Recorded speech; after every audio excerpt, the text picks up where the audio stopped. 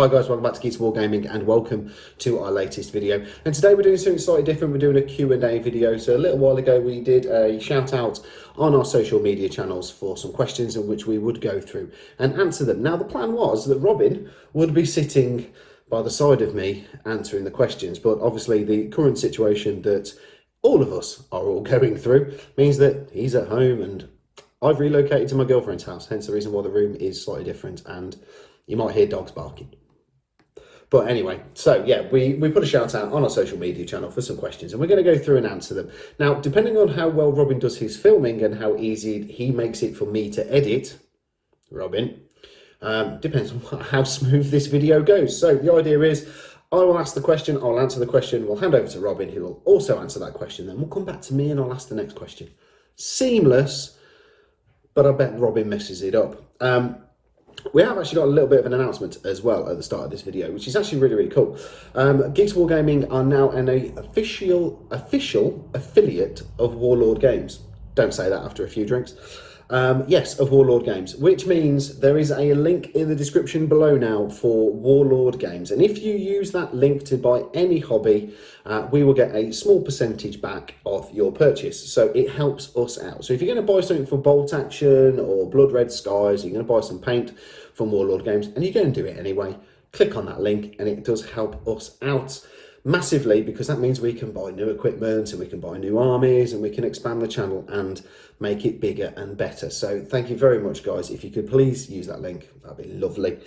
So right, over to questions, and we have question one, which comes from Richard McPherson. Now, if you've watched any of our Bolt Action battle reports before, you will know that Richard sent in some US Airborne, and he is actually my lieutenant and second lieutenant. He is the head of my American force, Richard McPherson. So thank you for the question. Why does Robin look like Bill from Bill and Ted, but the later years where he's given up on life? I love that question. Basically because Robin is old and he's given up on life, and he looks like Bill if Bill had had a terrible life and it was just weight of the world on his shoulders, and it just aged him really, really badly. So that's the reason why he looks like Bill from Bill and Ted. Well, Mr. McPherson, thank you for your very witty question. The reason why I look like that is because I have given up on life. It's called being married, with kids, with a full-time job, and Richard as your best mate. Second question is from Mike Dewberry, which is, other than 40k and Bolt Action, what other war games do you regularly play? For me personally, not that much. I play 40k, I play Heresy. Heresy's been in the background for a little while because I think, as we all know, once 8th edition launched, Heresy struggled. I think that's just a fact, but I've really enjoyed playing Heresy again recently. Obviously play Bolt Action, which is a game I absolutely adore. I play some X-Wing every so often as well, not that often as I used to. That's a really nice game. And actually, we've got something new. Bear with me. It's over here. Oh, see, if I'd have prepped this earlier, I could have brought this across, couldn't I, and done this on camera. One of the things I will be playing soon, and you will be seeing on the channel soon, is Blood Red Skies. And I'm going to do an unboxing video for this as well, while we're all on lockdown. I think it's looking really cool. So that's going to be something that will be coming to the channel in a bit. So other than 40k and Bolt Action, I also enjoyed playing Blood Bowl, and I play in a local league. I'm also getting into some other games. I've just picked up Spectra, which is a war game that's set in sort of current times. It's special forces and terrorists, all that type of thing. So I'm looking forward to getting into that. So hopefully you might see that on the channel at some point in the future. The third question is from Peter Lamb, who has been on the channel and is basically the reason why me and Robin are into this hobby. He's the guy that started it and is a good friend of mine and Robin's. And his question is, what is your favourite Space Marine chapter and why? And what is your favourite Xenos and why? That's quite simple for me. Ultramarines for the Space Marines. Why? No Fear. Just the No Fear book from the Horus Heresy. That made me fall in love with the Legion that is the Ultramarines, more than I've fallen in love with any other of the Space Marines. I have my Space Wolves, which I absolutely adore, but after reading Know No Fear, it was Ultramarines all the way. I love them, and that's the reason why they are as they are in Heresy. God knows how many points it was, because count the Reaver Titan. So yeah, that is my favourite Space Marine army. I love the fact that they are quite disciplined, and I know they get a lot of hate in 40k. Smurfs and all that kind of stuff, and rowboat gulliman or girlyman. But anyway, I like the Ultramarines. I think they're pretty cool. I think they tick all the boxes. They're good at shooting. They're good at combat. Where you get like Iron Hands who are good at shooting, then you get Space Wolves who are good at combat. They're a bit of a mixture of all of that, and they don't excel at anything. They're just perfect across the board, in my opinion. Xenos army. It's going to be my Orcs. Let's face facts. The Orcs are brilliant. They are really good fun. Yes, they got a bit of love in their last codex and are quite tough now. And the jump helps, and being able to mob up and things like that. I love the Orcs. I love the fact that when we were growing up as kids, we always kind of wondered what a Space Marine would sound like and what an Orc would sound like. And then the Dawn of War games came out, and we went, all right, they're Cockneys from London. Okay. And it just suits them. It just absolutely suits them, and they're brilliant. And I love their sense of humour. And if you've watched the Battle Report when Matt does his Orc War Boss voice all the way through it, it's just brilliant, and it just suits that army down to the ground. So I'd have to go Orcs for my Xenos. My favourite Space Marine chapter is the Iron Hands. I just like the sort of feel of the army. I've been a fan of the sort of tanks and dreadnoughts right from when I first got into the game. That was the thing that sort of drew me into Space Marines, all the vehicles and dreadnoughts and things like that. And Iron Hands with their fluff. That was exactly what they're built around. Their chapter is sort of this armoured assault of tanks and dreadnoughts. It also I really enjoy doing conversions as well, and Iron Hands really lend themselves well to converting up your miniatures with all the bionics and little extra bits of wire here and there just sort of poking out of armour just to make it look like it's been customised or there's some kind of bionic going on underneath. So that's my favourite Space Marine chapter. And my favourite Xenos, Xenos is a little bit harder for me. I like Eldar, and those of you who've been following the channel will see that I've been building up an Eldar army. I know the videos have been a bit dry on that front recently, but I have picked them back up, so there will be videos coming soon with my progress. The reason why I like Eldar, it was right from when I first got into the hobby. I went on holiday with one of our friends, Pete, in fact the guy that asked the question, and when we were on holiday, we went into a little sort of newsagents, and they had White Dwarf there, so I picked that up. And there was a sort of a showcase page of multiple models that were painted up by, I think it was either Andy Chambers or Jervis Johnson, somebody like that. And they'd done quite a few of the aspect warriors from Eldar, and that really sort of captured my imagination with the way that they actually looked. It was like nothing else that I'd seen before. It was actually a squad of swooping hawks was my very first purchase from Games Workshop. So that was quite odd, really, for a first purchase. Not the usual Space Marines, I guess, but yeah. So I've always liked them. Right from when I first sort of started. Wasn't really feeling them more recently when they became really overpowered, but now that my Iron Hands are so overpowered, I might have to go for a lower tier army, so let's pick up the Eldar again, eh? So yeah, that was my two favourite armies. And the next question is for Mr. Edward Barfield. So Ed Barfield, who's taken a step back from Geeks Wargaming because he's got himself a job working for a company that produces hobby miniatures. She'll stay nameless, which means he can't actually realistically appear that often in the videos, and definitely can't create content for us. So fair play, Ed, well done for getting that job. This is his question, by the way, so this is the question from Ed. Why was Ed the most popular guest, and when will he be back? The channel is just not the same without him. Ed, I don't think you were the most popular guest on the channel. I actually think that goes to Matt with his orc voice, to be quite honest. When will he be back? I don't know. You tell me. You text me and tell me when you want to go. The channel is just not the same without him. No, it probably still is just as daft. Ed was the most popular guest ever because he was probably only like one of a few guests that we've had. He has got a very, very strong beard.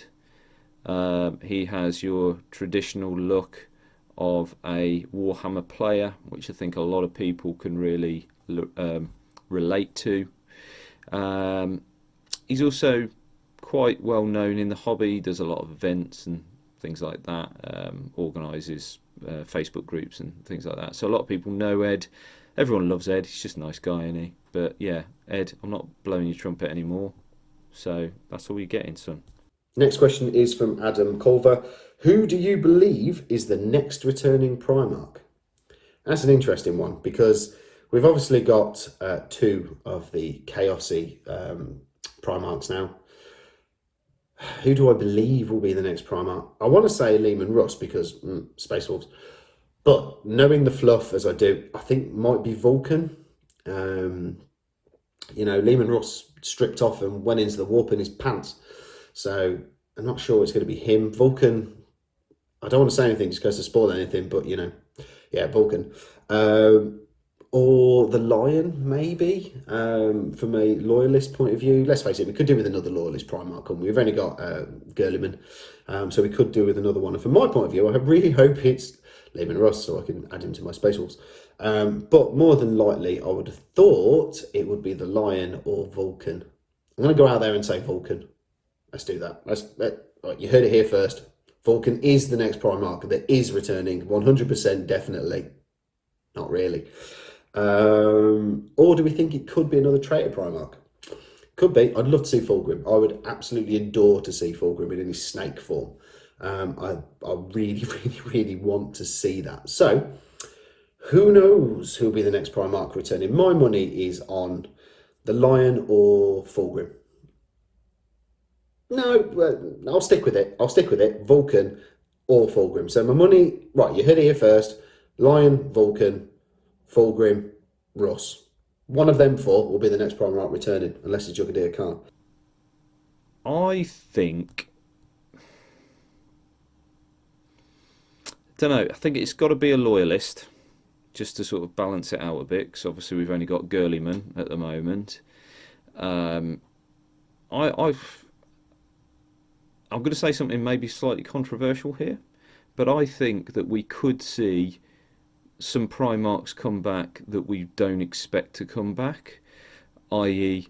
Sanguinius. Now, I'm not saying that he's the next one, but I think he could come back, but not in the way that we expect.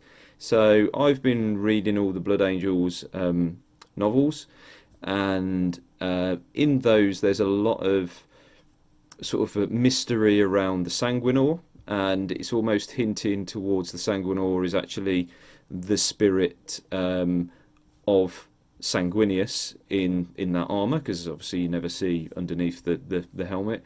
So I wouldn't be surprised if they were to bring Sanguinius back in some kind of spirit form, in some kind of, you know, uber set of Sanguinor armour or something like that. So I think we could see something like that. Whether it'll be the next or not, I don't know. Obviously we've got Space Wolves are making a bit of a comeback at the moment, so the Lion is still out there, so it could be the Lion, the Russ is still out there, or the other one is the Lion. He could potentially come back. So either Leman Russ or the Lion, potentially next Primarch, but I wouldn't be surprised if they just throw in a complete curveball and give us a undead Sanguinius. The next question is from Ricky Oliver, somebody I used to go to a gaming club with. Hello, Ricky. How can we stay safe and game in these current difficult times? Can we? Question mark. Or have we just got to stick to doing painting solo for the foreseeable future? I don't know if you're a subscriber, and I'm sure you probably all are, of our good friend Winter's SEO. He started doing battle reports where he's playing on his own, which is something I have contemplated.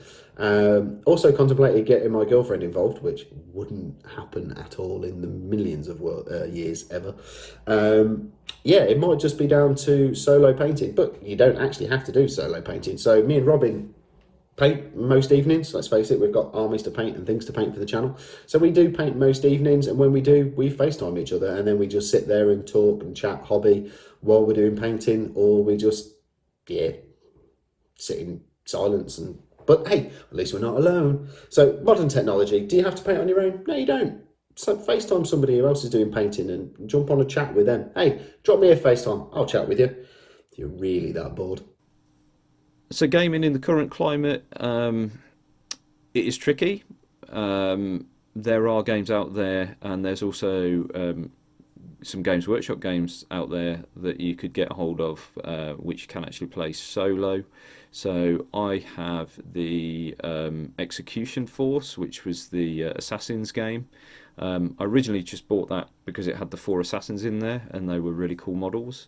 And also the price of the box set was actually the same price as just buying the Assassins individually. So I got a game for free plus a load of Chaos stuff. So, but that game's quite good, and it has got sort of an AI-based deck that you can play through. So there are games out there that are one player. There is also some really good 40k or wargaming related video games out there that you can sort of go and have a play at. And there's also Tabletop Simulator is quite a good one. I've been looking to sort of get into that one a bit more. But with Tabletop Simulator, you can basically download loads of mods. There are mods for Warhammer 40,000, so you can actually play 40k on your PC, and you can actually play it against one of your buddies. So again, that might be something we could look into in the future if you think that might be something that you're interested in. Maybe not on the main channel, but maybe on the Twitch channel we could maybe live stream some things like that. So yeah, look at video games that are related to it. Obviously painting is still really important. We've all got a backlog, so personally I'm working through my backlog in these times. But also, if you want to play a game, there's plenty of solo games out there that you can get hold of quite easily if you haven't already. Luke Riley sent the next question, which is, what Black Library books are you currently reading? For me, it's Path of Heaven. One of the Horus Heresy books. So I was up to date with the Horus Heresy novels. I was always finished and waiting for the next novel to come out, and I was like, come on, I need to read it. And then I got onto Path of Heaven, and I got stuck with it, and I've probably been reading it for about 2 years, and about 200 pages in. So yeah, 100 pages a year, that's how great that book is. It's, let's face it, it's about the White Scars, which are okay, they're an okay legion, but doesn't really float my boat. And I love all of the authors at Black Library. Chris Wright, not my favourite author. I've read some of his other stuff, and it's a little bit slow. It's a little bit hard for me to get into. And I know loads of my friends absolutely adore his writing and The Path of Heaven. They say it's an absolutely amazing book.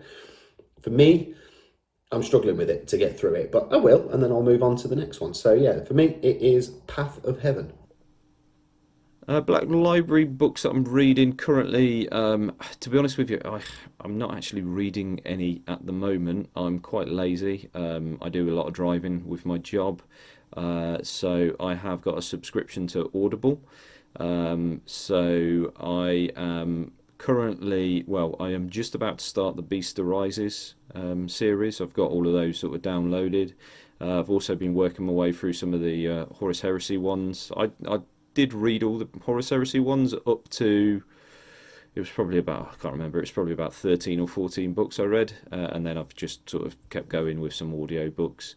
The new ones, Horus Heresy books, are on Audible at the moment, so I have got those downloaded as well. I think Solar War and the other one, I can't remember what it's called, but yeah. So I do get through quite a lot of Black Library books, just not reading as such. Have them on when I'm driving and when I'm painting and stuff like that. So now the next question is from Lord Solar 40k. So we flipped over to Instagram comments from Facebook, because that's what the names have changed. What do you think about the Prophecy of the Wolf box set? I don't know. Games Workshop have gone into lockdown, so I don't know when I'm going to get my box set from Element Games. Hopefully this weekend if Element received it, but I doubt it. What do I think of it? I think Gaz looks awesome. Being an Orc and a Space Wolf player, I'm always happy this time of year because they normally release something for Space Wolves and Orcs. They did it years ago, didn't they? With I can't remember what the box set was called, but we had more Space Wolves and more Orcs together. We had the War Boss and we had the guy with the axe. I've forgotten his name. But yeah, I really like the look of Ragnar Blackmane. I think the pose with his hand at the front, I've seen a conversion where he's got a plasma pistol or a bolt pistol in his hand. Looks amazing, so I might steal that idea and do that myself. Gaz, I think, looks brilliant. I think the rules for Gaz look really, really good as well. Only take 4 wounds off him a phase, so yeah, you could still kill him a turn if you did 4 wounds in psychic, 4 wounds in shooting, 4 wounds in combat.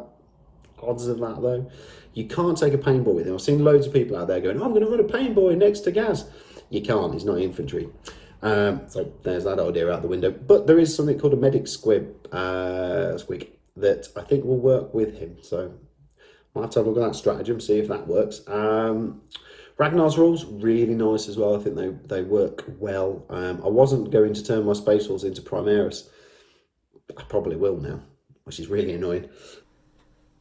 I think the Prophecy of the Wolf box set's okay. The 2 characters that you get in it, Gaz and Ragnar, look really cool.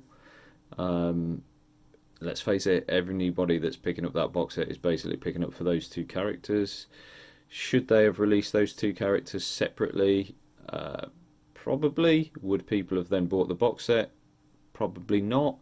So it's a way of the Games Workshop getting more revenue out of you, I guess.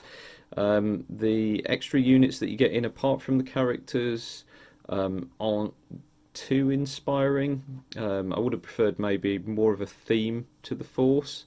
So maybe with Gaz being obviously in his big sort of mega armor or whatever armor set he's in, there are some mega knobs in there. Maybe just fill out all the orcs just with mega knobs. And then the Space Wolf side, having the incursors there. Incursors don't scream close combat to me, but Space Wolves do scream close combat to me, so maybe would have gone with some more close combat options. Not that there are many great sort of dedicated close combat options for Primaris. It looks like with all these box sets they're trying to put all Primaris Marines in there rather than putting in some of the classic Marines. So I think that box set could have worked with maybe a squad of intercessors in there and maybe one of the Space Wolf squads like your Grey Hunters or something like that, just to give it more of a theme. So yeah, it's an alright box set. I think value wise it's probably okay. I personally wouldn't pick it up because I don't collect either of those armies, but I know Richard has and he's very excited, so I guess it's a win. And then Lord Solar 40k asks a second question, which is, what is your view in Victory at Sea from Warlord Games? Good point. I don't know is the short answer. I've not really seen much of it. Robin knows more about it than me, so let's hand over to Robin. I'm really excited for Victory at Sea. It's something that is completely different to any of the other sort of games that I currently play. I did used to play Battlefleet Gothic, and that really felt like some good sort of naval combat with the way that you moved. You actually felt like your ships were sort of slowly turning round. So it wasn't sort of a fast-paced combat, but it required more strategy. I'm presuming that Victory at Sea is probably going to play a little bit more like that, with your big battleships that you've positioning is really going to be important in those, and lining up your torpedoes and everything like that. So yeah, really excited to see how that could actually sort of pan out. So yeah, I'm looking forward to it. Next question is from Lord Solar 40k again. This boy's been busy. What would you like to see in Primaris form next? Oh, that's a good question. Primaris form next? I don't know, who's left? Who is actually left out of all the original characters? Or the Slayer's been done, or is he still the original? Is he still a normal Space Marine? Hasn't actually been turned yet. I'm trying to think of the other chapters as well. I don't know. That's an interesting question. I'm going to go with what's his face, the guy on the Santa sled from the Space Wolves. Him. Get rid of the sled. Make him Primaris. The next Primaris character I would like to see. I'm not sure if it's going to be next, but my other Space Marine chapter that I collect is Blood Angels. We've just had Mephiston. I'd really like to see Dante. However, this kind of leads me back to my previous sort of bit in the video when I was talking about Sanguinius potentially coming back. Don't kill me. I think in the stories, this isn't spoilers, but in the stories, everyone knows that Dante is really old and frail. He's not the warrior that he used to be. So I think we could see him going through the Rubicon to sort of revitalise him, or he will be so badly injured and die from his injuries, and that's what sparks the Sanguinor having this transition to Sanguinius returned. Potentially, I'm just theorising. Don't kill me. Oh, and a Primaris Tech Marine. Thank you. Right, Lord Solar 40k again. Boy, that. I told you, he'd been busy. Is there a character or setting you would like to see made into a mini scenery set? Any setting / game system? Ooh, seen into a mini scenery set. For me, it'd probably have to be something like the Pegasus Bridge, which we've got from Foreground. They do that set. Maybe the Emperor's Throne Room in Heresy. Maybe do that in like Zone Mortalis form, where you've got to fight your way to the throne room, and then you've got the stairs and the throne. I mean, admittedly, that would need an Emperor model, and that would just be game over for everybody else if they released him. But yeah, do you know what? I'm going to go with that. I'm going to go with the Horus Heresy, the throne room scene, or the bit where they teleport onto the bridge first, or after, and they fight on there. But yeah, the Emperor's Throne Room, have Sanguinius there, have Horus there, have the Emperor there, have all of the troops, and you've got the Custodes there as well fighting. Do that in Zone Mortalis board. That would be epic. To be honest, I think most of the good characters and settings have already been covered. So that's quite a hard question. I suppose the one that is sort of closest to the hobby that I currently do, which could be quite interesting. I'm sure Forge World or Games Workshop have already got plans for it. Is the Great Crusade period, so the period before the Horus Heresy.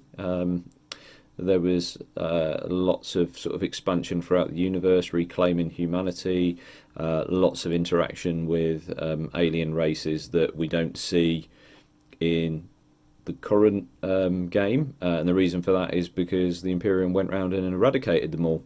So might be quite interesting to be able to reenact some of those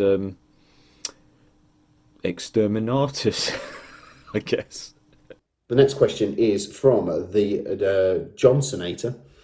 Do you guys have any plans for any new armies? Well, I'm currently painting up British Airborne for bolt action for the channel. It's a bit more of a channel army than my army, same as the Americans and the Germans that we have the bolt action. So that's what I'm currently painting up.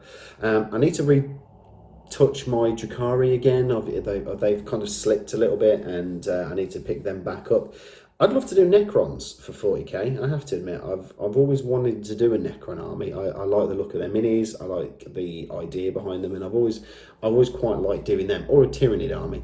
I think that'd be great fun. So they'd be my two for 40k. For bolt action, British Airborne, because I'm painting them up in a minute, and I love the miniatures. I think they're absolutely fantastic. Star Wars Legion, I'm also painting up as well.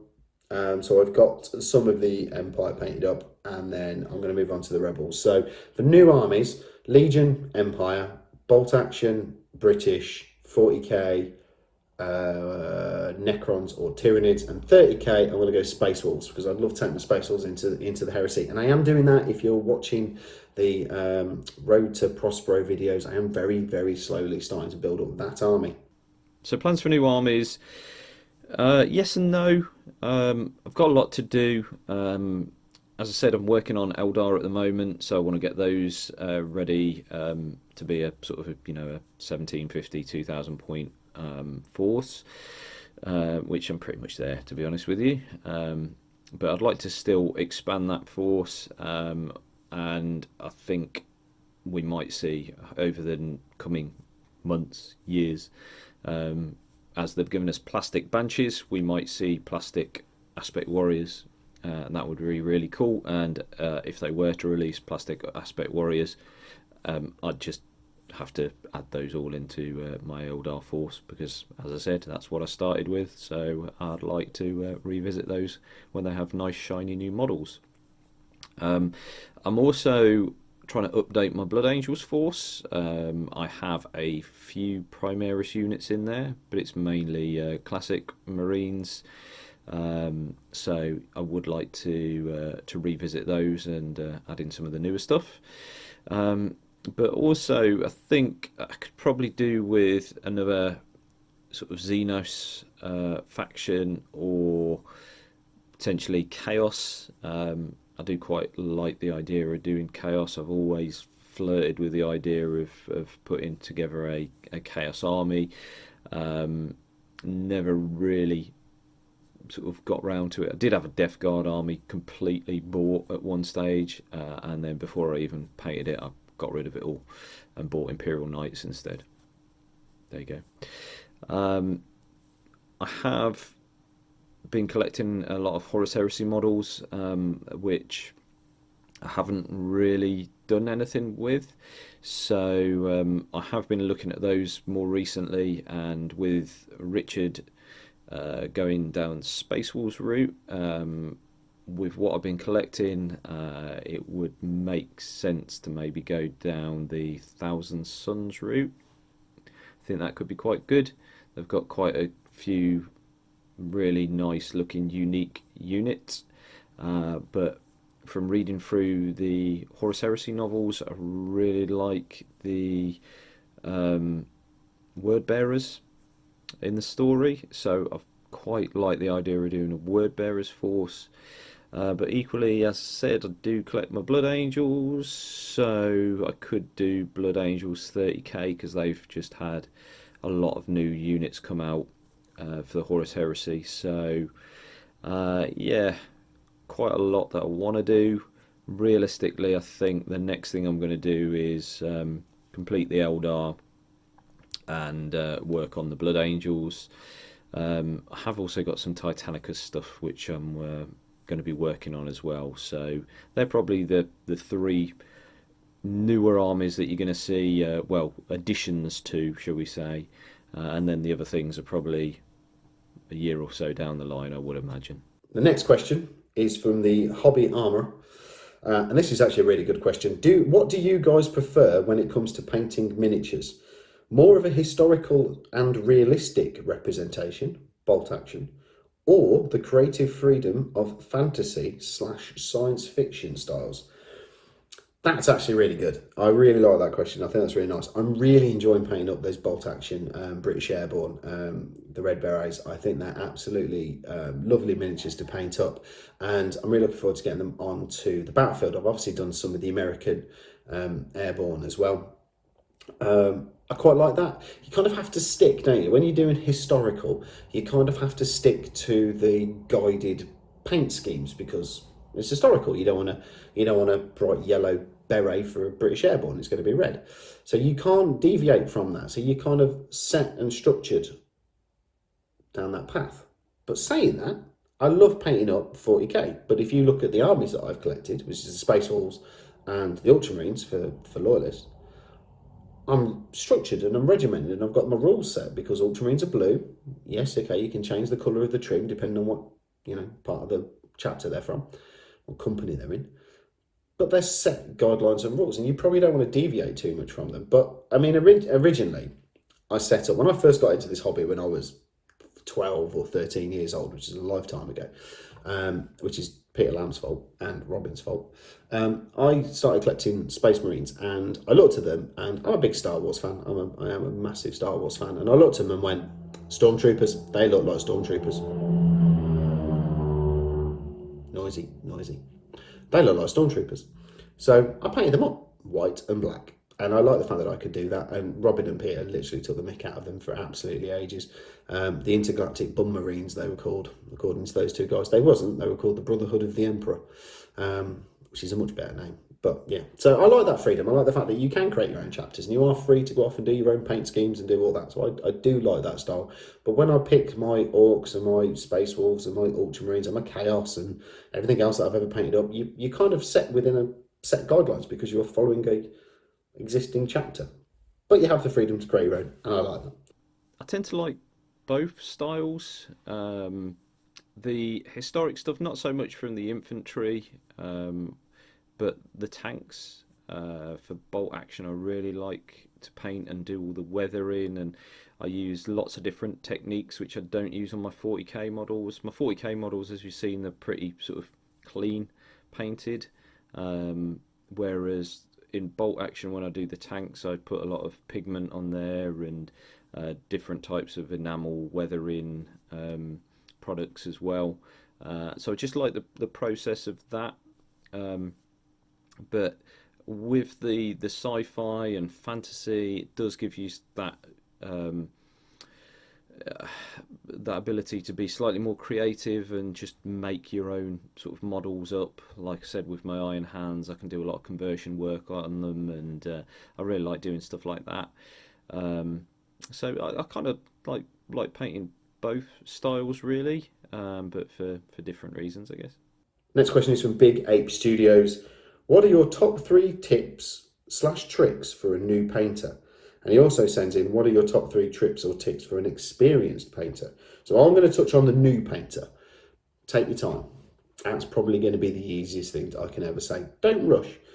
Don't be too harsh about your judging of your painted miniatures either. When you look online and you see some of these artwork, some of these painted, and we've got friends that we know like Andy Wardle, and we've got John Colson, who are amazing painters. I mean, John helped me with my Reaver Titan. Their painting skills are literally the next level. And if I looked at my miniatures that I painted and looked at what they do, I'd probably just cry in a corner, rocking backwards and forwards, going, why, God, why?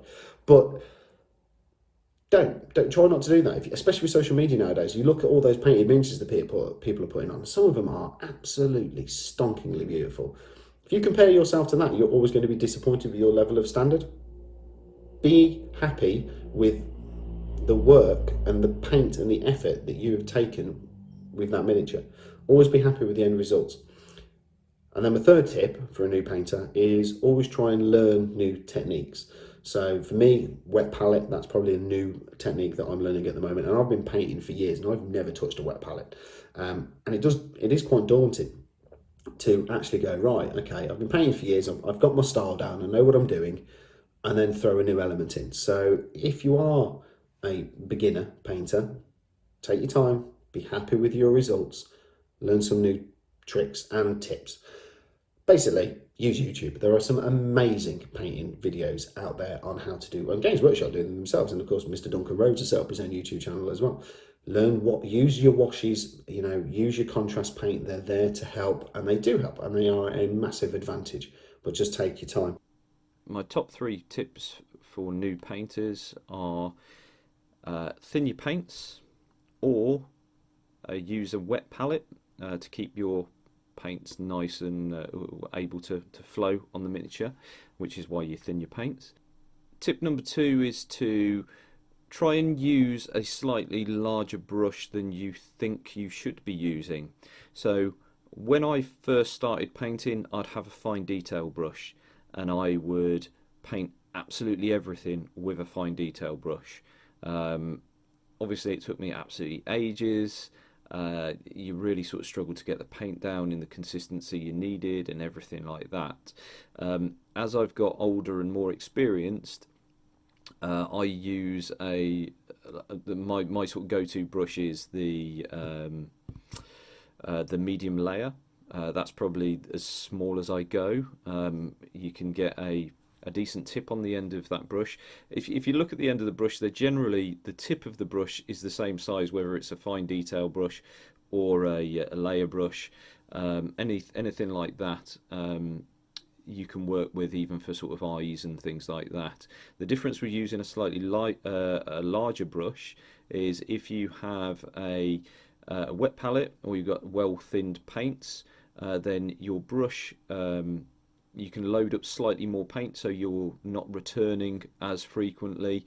It just speeds up the painting process, but always make sure that you keep your brush wet. You don't want your paint drying on your brush, otherwise your nice sort of point on your brush will start to splay over time, and then you won't be able to do those eyes. So yeah, use a bigger brush than you think and look after it. And then my third and final tip is be happy with what you have produced. Do not compare what you've painted to other people. I used to do that all the time. I still do. I'm still very guilty of that. So I'll be really proud of a miniature that I've just painted, and then you'll go online and you'll look at somebody amazing like our buddy Andy Wardle or somebody like that that's painted the same miniature as you, but they have done it a million times better. I'm never going to be able to paint to that standard, but painting to the standard which I can do gives me that satisfaction of I've done that. I'm proud with how that looks. I'm not entering a competition, but I just try and feel happy with what I've produced rather than putting myself under pressure to paint better. As for the 3 tips for an experienced painter, okay, that's going to be an interesting one. I'd probably always say try and evolve, try new styles, try and learn new techniques. That I think the hobby is always evolving. Push yourself as well. Always try and go for that next level of detail. For me personally, I've always loved to do Harlequins or Eldar, but the idea of painting them up in, especially Harlequins, in that style is very daunting for me. So at some point, I will probably get one Harlequin miniature and give it a go. And as long as I'm happy with the results, that's all I can ask for. So don't judge yourself too harshly. And you know, painting competitions, I've won a couple of painting competitions in my time. How, I do not know. I've actually won more than Robin, which is Robin. But yeah, just take your time, be happy with it, and just convert. I mean, conversions is another thing. I'm not a big converter. I like the miniatures as they are in some cases. Yeah, sometimes I do convert them. Robin, on the other hand, literally cannot take a miniature out of the box without thinking, oh, I'm going to convert this and I can add this and I can do this and I can do this. It's everybody at their different levels and everybody at their different abilities, and just take your time. Even as an experienced painter, take your time. Don't rush it, because the second you rush it, you make a mistake. Tip 1 is pretty much tip 3 from the last one, which is don't beat yourself up about being the best painter in the world. Just be happy with what you are capable of doing. Tip 2 would be to, and this was something that I was very guilty of, I was able to paint things to a certain standard, and I would always paint in exactly the same way. So my second tip would be to go out of your comfort zone, try and learn new techniques and then apply them to your next model. Use different paint ranges as well.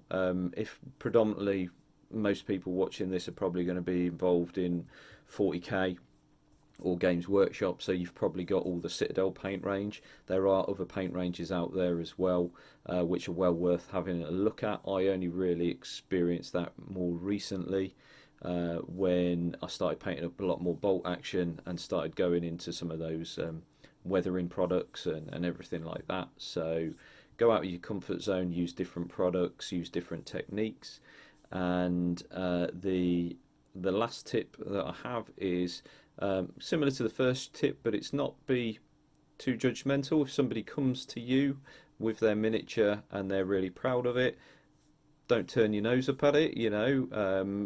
Obviously comments and criticism is fine, Just be careful with how you do it. I do see on Facebook groups there's always people putting pictures of their models up there, asking for comments on them, and some of the comments that you see, there's just no need for them. Everyone has their own ability. Everyone's working within that ability, so if you think there's something that you could advise them on how to do something better, then that's absolutely fine. Give them that advice. I watch YouTube videos for that very reason, to find out those new techniques. So if you can help somebody by passing on those techniques, that's great, but don't judge people by their painting ability. So that's it, guys. That is all of the questions answered. Hopefully Robin has made it quite easy for me to edit. Hopefully we will be back in the studio before too long. Who knows? Filming a battle report. Otherwise I'm going to steal Winters' idea and do a game against myself. Maybe Orcs versus Space Wars. Now if the box set does arrive and I can get Gaz painted up and Ragnar Blackman painted up, I will do an Orcs versus Space Wars battle report with just me. And I don't care. If you guys don't care, I don't care. Let me know below in the comments. If you think of any other questions and you want to drop them in the comments, we'll try and answer them in text form on the bottom of this as well. But thanks for watching, guys. Stay safe. Please leave us a comment, another question. Please give us a like. It does help out the channel. Don't forget to check in the description below where you can get a discount at Element Games and also our new Warlord Games link as well. So thanks for watching, guys. We'll see you on the next one.